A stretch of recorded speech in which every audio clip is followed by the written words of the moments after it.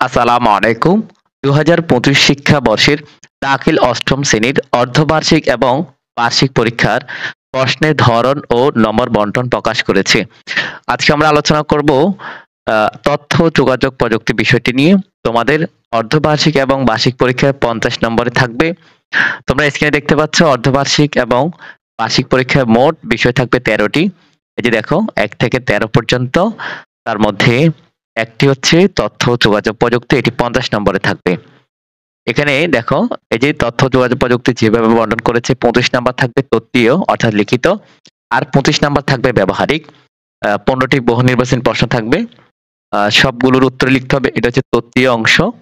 এখানে দেখো সবগুলো উত্তর লিখতে হবে। প্রতিটি বহু নির্বাচনী প্রশ্নের মান ১, সংক্ষিপ্ত প্রশ্ন থাকবে ৮টি, ১টা ২ করে। যেকোনো ৫টার উত্তর লিখতে হবে ১০ নাম্বার। এই যে ১টা ২ করে। আর ব্যবহারিক অংশের জন্য এখানে যন্ত্র বা উপকরণ সংযোজন, ব্যবহার বা প্রক্রিয়া অনুসরণ, হ্যাঁ, ইত্যাদি এগুলো ১৫ নাম্বার থাকবে। আর প্রতিবেদন প্রণয়ন থাকবে ৫ নাম্বার।